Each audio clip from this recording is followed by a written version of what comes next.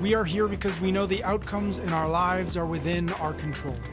That taking absolute ownership of how we eat, sleep, train, think, and connect with each other is how we'll optimize our health and happiness.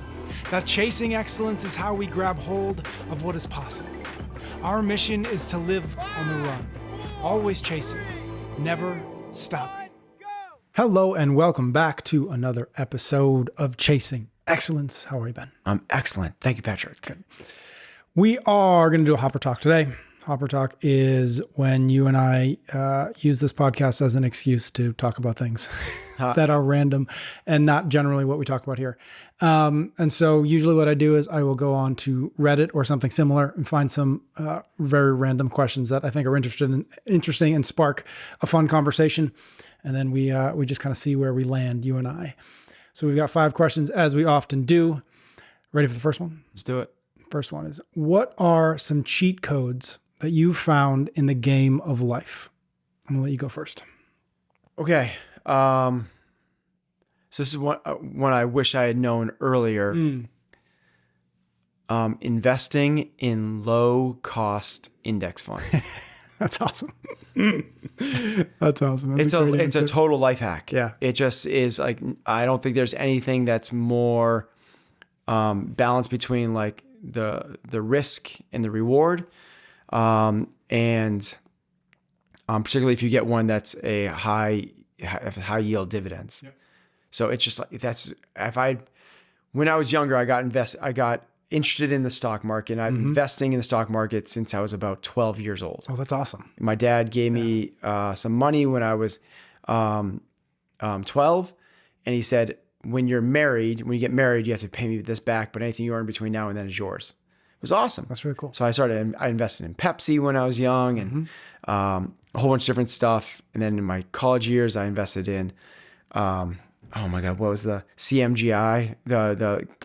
They owned Gillette Stadium for a little bit during the internet boom. Okay. Man, I was killing it. And then it went to zero. But that's kind of the thing. It's like when you invest in individual stocks, you ride the wave of that one individual. It's so hard. And the upside of these index funds is if you believe in the American economy, that's what you're investing in. So you just invest in the S&P 500, and you just find a really low cost one, and you can go ones that have higher dividend yield, because S&P, there's different ones for the S&P. It's not all the same. But over time, if I just put that stuff in there and just left it, I'd be so much farther along than I am right now. Yeah. I love that. I love this question. I've never thought about cheat codes in life before. It was kind of fun to just kind of stare at the wall and think about, maybe what I would consider a cheat code that I've discovered, if that's the right word. And the thing I came to is not something that I really did on purpose, but I did it with enough intention that I feel like I can at least say that like, this is what I really believe in this.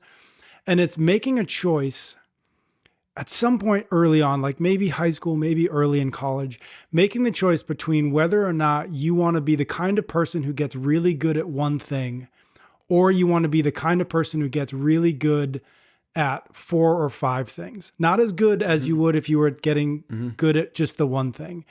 And then choosing the direction of your life, whether it's school, whether it's jobs, whether it's passions, whatever it is, based on which one of those 2 kinds of people you really feel like you are. Are you the mastery type? You want to go really deep on one thing. Okay, well that should help dictate a lot of decisions going forward. If that's not you, and again, this is kind of what I did by accident. I'm the latter. I like getting relatively good at 4 or 5 different things, and not 4 or 5 random things, but 4 or 5 complementary things. Things that like when you put them up next to each other, it's not 1 + 1 = 2, but it's like 1 + 1 = 5 now, right? And so making the decision early on, well, which one of those suits you? Which one of those seems more like where you're going to thrive? And then living, and then moving it yourself in that direction, versus not choosing either of those and not really knowing, I don't know. Do I go do that? Do I go do this? Do I study something? To me, that, like, if I had been able to recognize that and make that decision in, again, late high school, early college, that would have been a lot more helpful than the stumbling around that I did for 5, 6, 10 years until I finally realized, like, oh, I'm kind of pretty good at that. I'm kind of pretty good at that. And I like this thing. And when I jam all those things together, that's actually valuable. To me, that would have been useful to have been able to do on purpose. I can think of two more that are so unrelated to anything we're talking about. Do it. That's the randomness of HopperTalk. But a cheat code, like what's a thing? So I think of a cheat code. It's like it's a video game thing. It's sort of like a thing that like and it's gonna like bust you up to the next level type thing. You get somewhere faster because you know this. Smiling a lot. If you smile, smiling like just helps so much. It is a total cheat code that if you're in meetings, if you're meeting new people, if you're coaching classes, and part of this reason I realized this is I would watch myself back on video present something, and I wouldn't smile a lot. I smile a lot in person in real life. I smile a lot, but I realized I didn't do that in video, and I would watch other people's that I emulate in terms of their public speaking and how much they smile when they're public speaking. Yep. It's crazy how much of an open door, how much that opens people up. I have another one that's also equally as unrelated, which is the chili pad. Oh, you like that? Oh my God. Tell people that's a product. So it's a product that you put underneath your sheet above your mattress of your bed. And it keeps you cool or warm. It can set to any temperature you want. Incredibly easy. So it's so easy to have and maintain and keep. And but as somebody that runs hot at night and would wake up so many nights like in a sweat, I wish I had this, when I was forever. I mean, it's like, it's so that amazing. leads a little bit into our next question, but okay, it's still good. No, you don't have to. But I just think it's funny. But that's really funny. I didn't realize you had tried that out. That's cool. Okay, so that was some cheat codes. Next question is, as I alluded to, what has improved your quality of your life so much that you wish you did it sooner? Yeah, that's okay. So that's what cheat code is, right? Yeah. Like, what would you like? Degree, yeah. Yeah, it's kind of the same thing. Yeah, I mean, it makes your life better or advances you. Okay. Yeah. You can go first then. Okay, so since I already went, since you already gave your answer, I've said in the past in some episode at some point that having kids was something that it's interesting. I don't know that it's something that I'm like, oh, I wish I did that at 27 and now, however old I was. I don't know that that's really the answer. I do think it's one of those things that it's like, oh, you don't realize how much better it is until you've done it. So it's like, it's hard not to be like, that would have been cool 5 years earlier, right? That joy, that fun, that enjoyment. But I would say, but again, that doesn't quite fit in because again, I don't know that I really like the point of life that we had kids. So I don't know that exactly is the answer to this question. But the thing that I think that I wish that improved my life so much that I wish I'd done it sooner is writing every day, and writing every day for not as like journaling. I think that's valuable in and of itself as well. But what I mean is like writing every day for an audience, and that's a fancy word, just writing for something that you publish on social, on a blog, in email, whatever. It's one of those things like I think back at myself. I mean, I've wanted to write. I've wanted to be a writer. I've wanted to all that for as long as I can remember. And I remember being in college, like, I should write more. I want to write more. And I just never did. Like it's one of those things that Austin Kleon, an author, is like, would you rather be do you want to be the noun or the verb, right? Do you want to be, I want to be a writer, or do you want to write? Those are different things. Or they can be different things. So a lot of people want to be the noun without being the verb. And for a long time, I was just like, I want to be the noun, but I never did the verb. And it's only been, I'd say a couple years now that I really made writing regularly and writing in public regularly a part of my life. And it just makes me so much happier, but it also makes me so much better.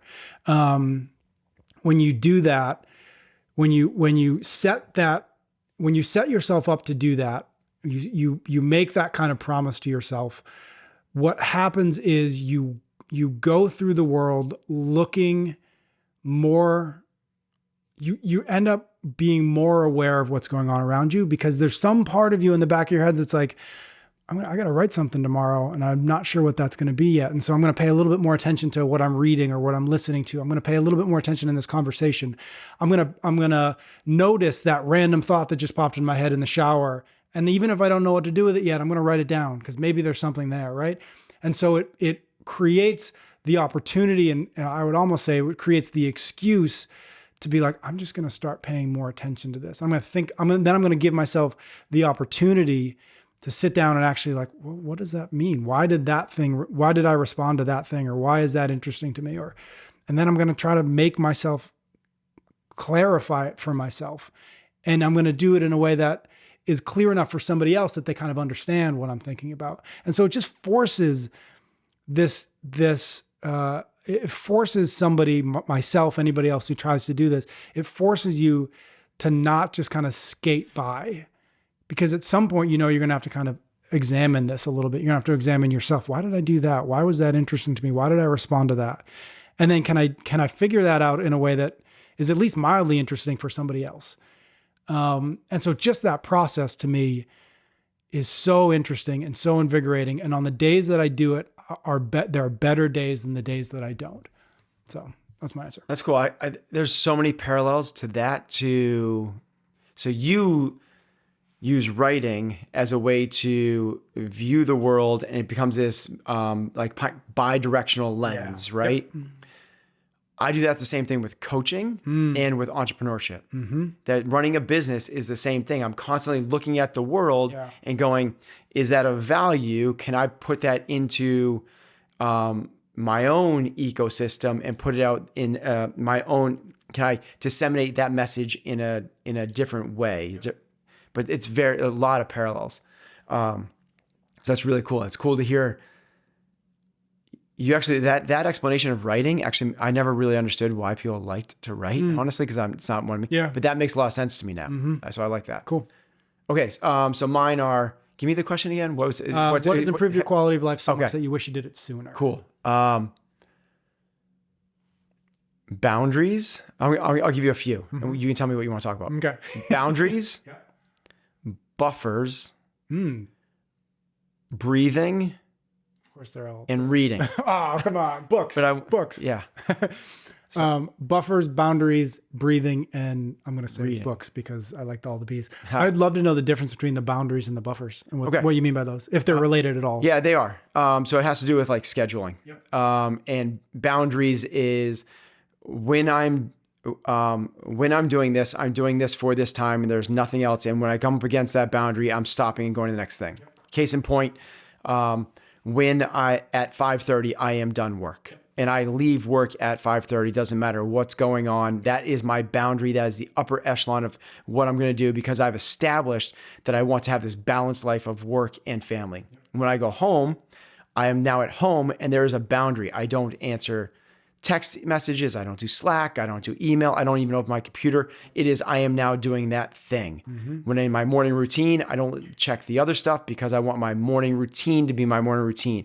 When I'm working out at the gym, I'm not coaching, I'm working out. And I have these boundaries set to make sure that I am doing the things that I've set to be important and not letting things topple on top or bleed. Exactly right. I'm keeping them in nice, organized containers and not spilling it all on the floor. And now I don't know what the heck is going on.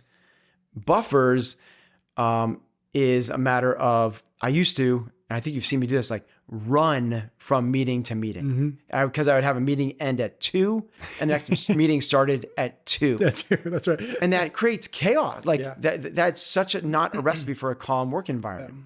So putting a little 15-minute break between all those allows for that. Just those 4 or 5, maybe 11 minutes after a meeting to have a meaningful conversation out. The magic happens at the water cooler, right? It's things that happen outside the boardroom, not inside the boardroom, that are really powerful. And that's created so much calm in my life. I can't imagine going back to the other way. It's my calendar all now has like these little buffer times in between everything. Just 10 or 15 minutes, I imagine, right? Yeah. Is enough? Yep. Yeah. Cool. 15 minutes you don't need more than 15 minutes. Yep. But along with that is anyone that, so if we were to talk to like my wife, she's like always like late for everything except for when she travels to the airport. Because then she creates buffers. She knows I can't be late to this thing. So she's so early, it's insane. Yep.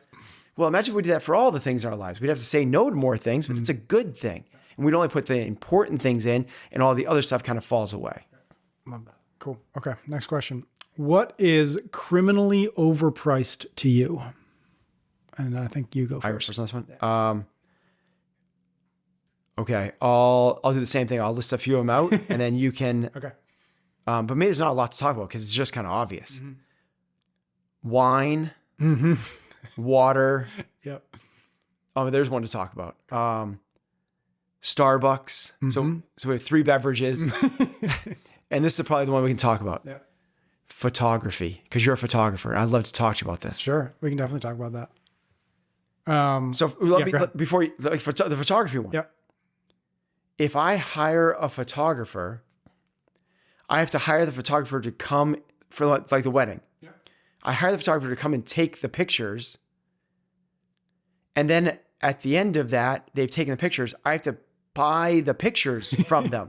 That's how, am I wrong about that? That's how photography. I think that's wedding photography specifically, but that I also, don't for sure know. Like that's never been. That's happened to, I mean, I've experienced that more than just a wedding. Interesting. And it's really expensive. Yeah. Yep. Like to get a shooter to come and shoot is incredibly expensive. Now, part of this is I'm not like poo-pooing it. Yeah. I'm kind of like, kudos to the photographers to be able to like make this their way that it's kind of like you would go to a restaurant and you pay to get into the restaurant. And then you pay to eat at the restaurant. That's kind of the way. It's amazing. I don't know for sure. Like I've never experienced that. How did that even start? Well, I mean, I guess it depends a little bit on what you mean by like buying the pictures. So let's do the wedding one, right? If I hire a photographer to come and shoot my wedding, I'm paying for just that. I'm paying hundreds of dollars, maybe thousands of dollars for them to do that. Yep. And then they go, if I want the pictures, they're going to give them to me with a watermark on them, so I can't use them. And they go, which pictures we like, and now you like have to pay for those. Yeah, I think one of the things that you're talking about that is a little bit odd, and I can guess at where it came from, though I don't fully know. But it's when somebody takes pictures, they actually own the rights to those pictures. Right. And what they're basically doing is they're licensing especially in a commercial context. I'm a little bit unsure about the wedding. This is exactly it. Yes. But keep going. They're licensing you to have the rights to use that photography. So it does in fact feel like, well, I paid you to take the pictures and I pay you to actually use the pictures. But it comes down to who actually is the owner of those, of like the digital means, the media itself. And for whatever reason, and again, I don't know because this probably started years and years ago with film and all the things. For whatever reason, when I shoot something, or if I were to shoot something, I own that. And so you have to pay me then to use them. And I don't know where it came from. I don't know. To me, it feels a little odd. It definitely feels a bit strange. Yeah, that's why it seems like crazy overpriced to me if somebody doesn't get it. I'm going to pay you $1,000 to come and shoot this thing for 3 hours. Yep. And then you go, okay, like. Yeah. And then part of that should be though. I get the licensing thing a little bit, but part of that should be like when you hire somebody to shoot something, implicit in that is some kind of deliverable out of that. And a lot of times that gets a little bit confusing because like, just send me all of them. Well, I can't send you all of them because if I were to go shoot, let's just have you hire me to go shoot some Comtrend stuff, right? I'm in the gym for 3 hours. I'd shoot like 8,000 photos. Okay. You can't do anything with those because one, they're a file type that you can't do anything with. But so if you want some of them, I have to then go in and edit them. And that is kind of what you're paying for on the back end. It takes me a lot of skill to shoot them. And then it also takes me quite a bit of skill and time to edit them. And so as a user, I just want the photos. I totally understand, but I completely understand. And that's why I'm saying, like, if I'm a restaurant, it takes me a long time to go shopping for the ingredients. Totally understand. It takes me a long time to cook the ingredients. I know some folks that I will ask where the hell this came from. But that kind of is what you're paying for twice is, okay, now I want okay, I've agreed to 100 I get photos it, and now, but I just don't agree with it. yeah, I think it's set up from, that's what I mean. It was set up by the photographers, and they did a phenomenal job of it. Good on them. Good on them. Like the chefs didn't do that. Yeah. The chefs didn't go like, listen, I know, like I'm going to go shopping for the ingredients, and then I'm going to cook them for you. That's agreed upon. And then I'll serve them to you. So there's actually 3 costs. And I'm going to clean up after it too. Right, so right. charge So you for 4. that. Yeah. All right. Anyway, so wine, water, Starbucks, and one of mine, and it's kind of half joking, was criminally overpriced is water in the airport. yeah, right. It's crazy. Which is similar. Like $4, $4.50 for a bottle of water, which seems strange. The other one, that we don't have to talk about, but it's health insurance. I think is just criminally overpriced. Well, that's more than just this is a bigger thing. It's litigation. Yeah, totally. It's because doctors get sued, so the doctors need the coverage, and that's a big, huge, like the whole insurance system is wild. Yeah, health insurance is crazy. Yeah. But my real answer might be with that, I just have to throw it. It's like also I'll go college at this point now. Oh yeah. To get someone to go to college, seeing about like systems that are overpriced. Yeah. Like I have one in college, and I have one that's a senior in high school going to college next year. Like even when I went to college, whenever that was 30 years ago, 20 years ago, it was expensive then, but it was like 20 grand, 25 grand. Like a cheap school is like 50 grand now. Yeah. Most of them are 60 or 70, and there's schools that are like 85 grand. Yeah. 85 grand times 4? Yeah, because that's just the year. That's 1 year. 85 times 4 is over $250,000. Think of how long it's going to take that person to earn back that money, because they have to pay that back. It's not just earn the money, because you have living expenses. You have to live. Be alive for those. Yeah, you have to pay. Yeah.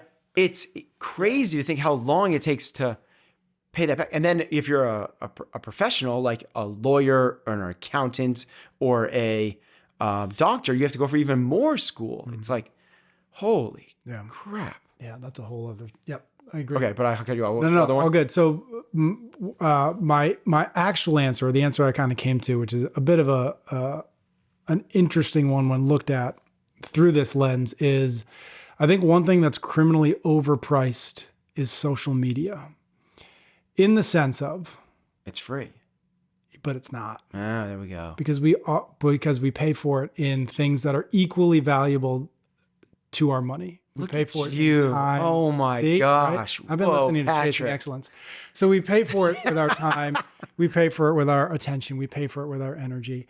And if you look at both on an individual level, what those costs are, and we can agree that those costs are relatively high.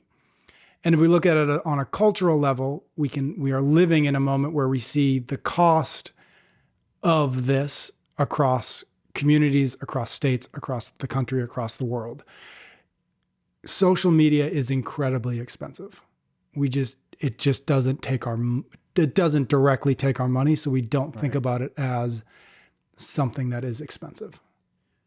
What about the argument that it's created more opportunities, leveled the playing field, I think, allowed more people to build their own brand and explore different things that they wouldn't have otherwise? Yeah, I think that's completely true. But I think if you were to look at it as net negative and net positive across everybody, far more people have suffered from social media than have benefited from it. I would agree with you. And now that said, you and I, we're part of it. We've benefited to some degree. And so it's not as if there isn't benefit. Mm-hmm. It's that most people, if we were to average it all out, most people haven't benefited from social media. Mm-hmm. There's been a lot of people who benefited a ton,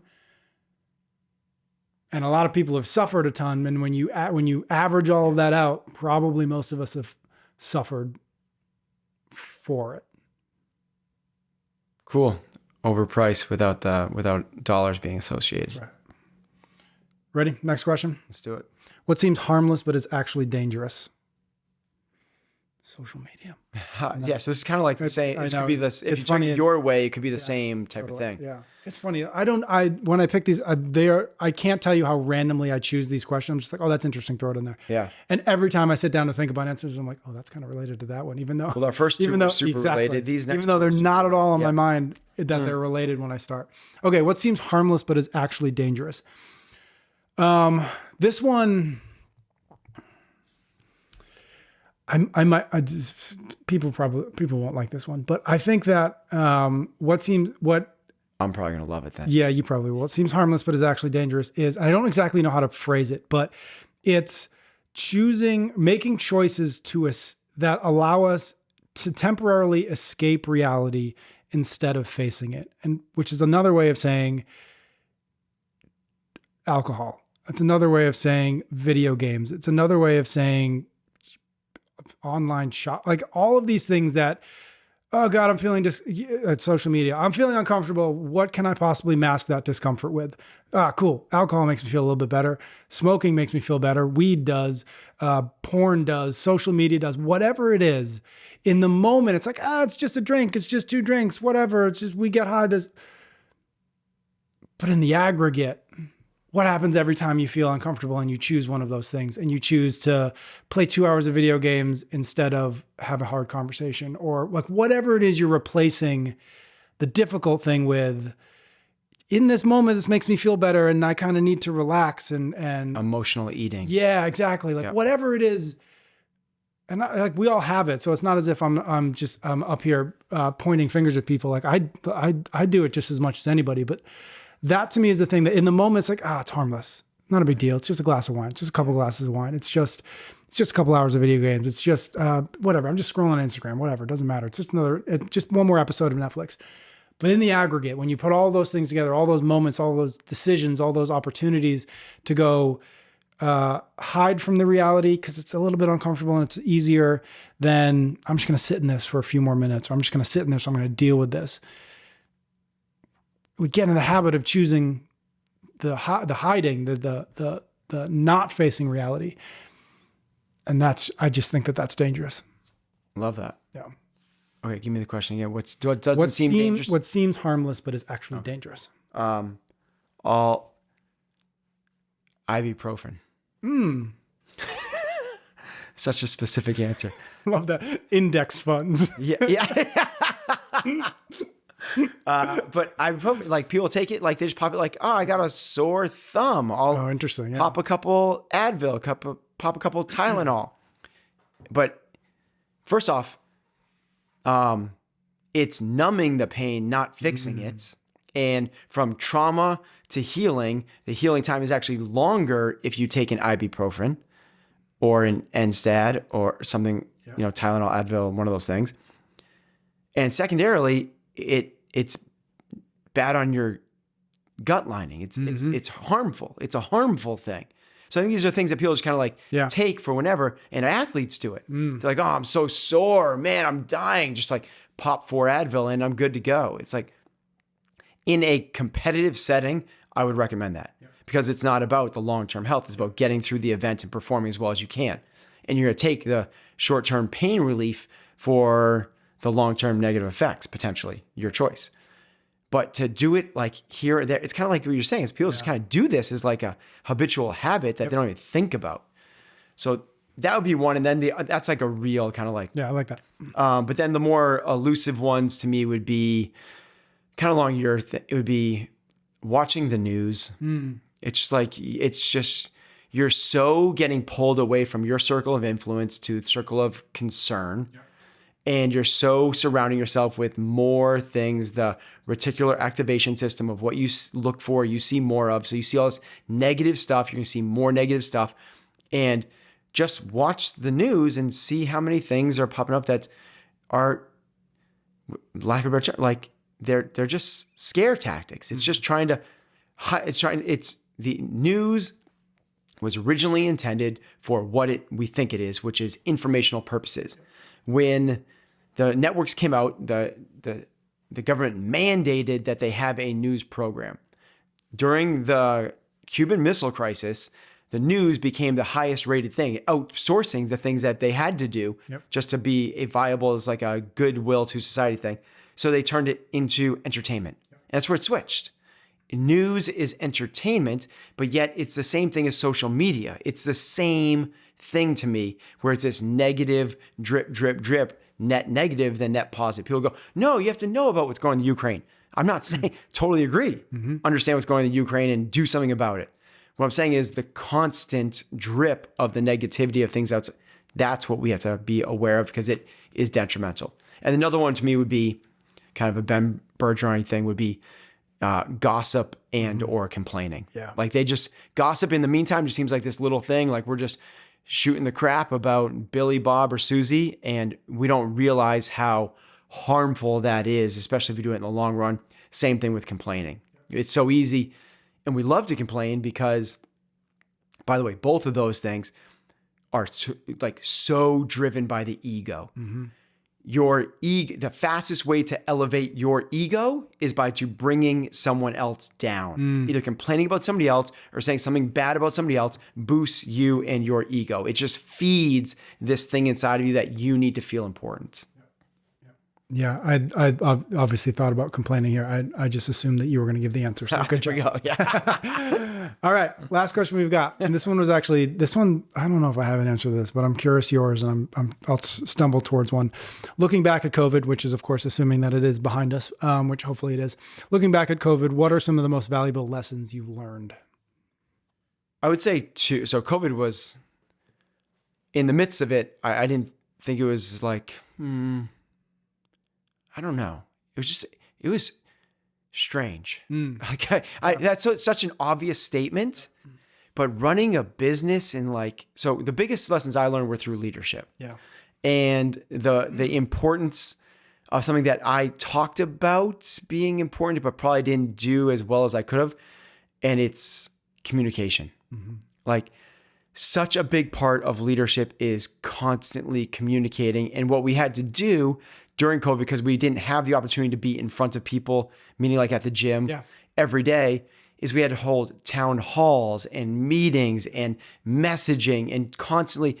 And it's so easy to dismiss, kind of what we were just talking about the last one, dismiss these small things like, well, I don't need to do that right now. But that is so important of staying in front. And I really learned a lot about leadership the hard way. Through the COVID experience. The next was the really early days of COVID when we shut down the gym, and man, like it became real that this was going to last more than 2 weeks. Like the business was on the brink. That was a pretty stressful time. Honestly, to the point where my stress hasn't recovered since then. So I wear a wearable, I wear Whoop. It measures your stress. My HRV, which is a measure of stress, the higher it is, the less stress you have, basically, was kind of off the charts. Like Matt O'Keefe was like, we've never seen this before. Like, what that? You're higher than every games athlete. Like, you're we thought it was a measure of fitness when we first got HRV. We didn't know. We were really early on in the Whoop game. They beta tested a lot of it with us. And they're like, oh my God, it's a measure of fitness and Ben should be at the games. I'm like, I'm not fit. I just have no stress, bro. I was so chill. I was so chill. COVID changed that, and it hasn't come back, which is really weird. My HRV used to be in like the 180s, 90s, sometimes 200. And now it's in around the 120s on the good. And during the stressful days, obviously it's in the 70s or 60s. Really low HRVs for some people can be in the 20s or 30s. But it was stressful. And what I recognized was the antidote to anxiety is action. That was a big, massive lesson I learned through there, because I had all the business is failing, all of these things pulling in, so many people getting sick, and all this, like, how do we train elite athletes? And there's so many different factors, right? And not to mention the normal things of like people, dying, and having to do with the state mandates and all the rest. And I was stressed maximally for a very long period of time. And then finally had this thing where I was like, I'm going to leave the house. I'm going to come to this office that we're in right now, write everything I need to do on the whiteboard. And I listed out like 50 things. And I just started going with what's the easiest thing, not the biggest, what's the easiest thing to accomplish? And I would just do that thing. I would just, what's the next easiest? And I would do that thing. What's the next progress? Just to make some progress.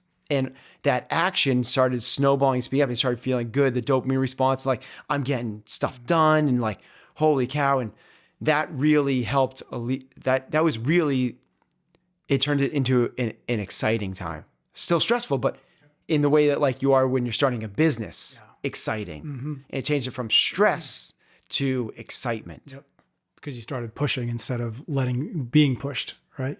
Instead of just sitting here letting the forces move me and kind of like I'm a victim to this whole thing, it was no, like I'm going to take some action. I'm not going to be a bystander. I'm going to be a participant. I'm going to make this happen. And it's the life hack. It could have been the answer to the first one. Is action is the antidote to anxiety. Like if you are feeling stressed, the worst thing to do is sit there and mull that over. It's Einstein's quote, which I'm going to butcher in some way, but if we have the same thought process trying to solve problems that created the problems, we're going to get that's craziness. We need to get out of that and start working.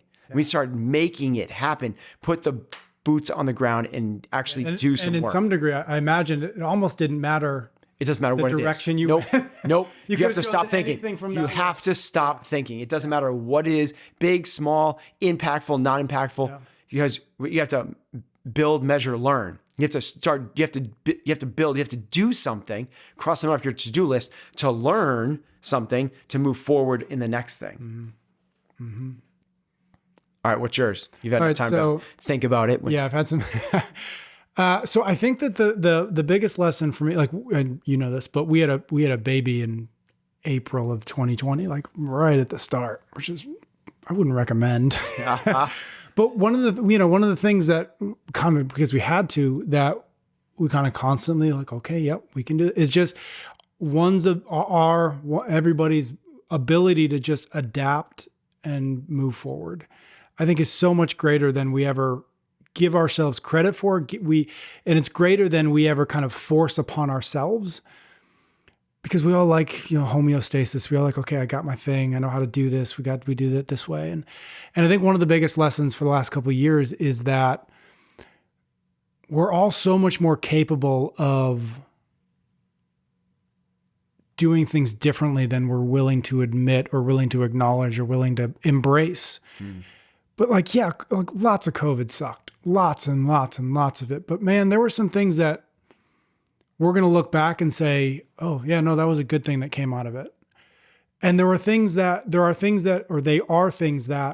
nobody was like, we got to do it this way now, guys. We've got to change. It's time to innovate. It's time to get out of the status quo. But that is oftentimes what we need. We need to be pushed out of the comfort so that we can figure out how to do it a little bit better. And so I'm really interested to see what, work looks like in 5 years. We've talked about that a lot. Like how do you get all the benefits of the thing you're building over at Comtrain, that office, that shared space, and also the amazing things that can happen with individual health or balance or whatever, when like, okay, yeah, you don't have to come here on Fridays, right? Like what happens when everybody gets to find a little, and that wasn't going to come unless it was forced upon people. It just wasn't. Like everybody was too comfortable. What's school going to look like, right? We talked about how expensive college is. Well, what's it going to look like in 10 years when we've learned a lot of things from this experience? And I just think that's the biggest lesson. It's a reminder that we are infinitely adaptable. And so we can either wait for the universe to say, well, damn it, Patrick, adapt now. Or we can say, the lesson can be, where do I need to adapt? And yeah, maybe nobody's going to make me do it, but where can I, where should I, and where am I going to? And that's something within our ability today, last year, a year from now. That's a skill that we can develop, that sort of perspective, that sort of mindset. And it's almost always better to figure out where to adapt and where to push and where to change than it is to wait till you have to. And so that's the biggest lesson for me, is just a reminder of you can either choose to be uncomfortable and change, or you can have to get uncomfortable and then change. And one of those is better than the other. And for anywhere that we were able to, I think what your story, what you just said, which I love, which is like, okay, there was a moment where you were being forced to change. And then there was a moment where you decided, no, I'm going to change. I'm going to figure out what needs to happen to change. And that was the unlock from, oh, geez, to, all right, let's do this. It's that mindset, that shift. And for me, it's just a matter of like, well, what happened? Like, can you do that next Tuesday? Right. Yeah. Maybe not every Tuesday, but occasionally every Tuesday you can. We are, I don't think we give ourselves enough credit for how adaptable, like how fast people adapted to like homeschooling, and the whole country was homeschooling. Yep. And it wasn't perfect. It wasn't great. People didn't like, but man, it happened. It happened fast. Sure. Yes. That. Yeah. Like the new norm settled in real quick. Yeah. And we all adjusted to like, oh, okay, what does this look like without school? What does this look like? Again, just thinking about that, having the bit like Michelle and I had a whole plan. Like we were a family over, they were going to help us with the kid, and we had nothing. Got home. We were like, sorry guys, can't see you for 6 months. Right. What did we do? We figured it out. Right. Wasn't easy. Wasn't always fun. But when you recognize, okay, well, I guess I have to do this. Then you recognize, okay, well, how do we do that as well as we can? And again, that's something we can do on purpose.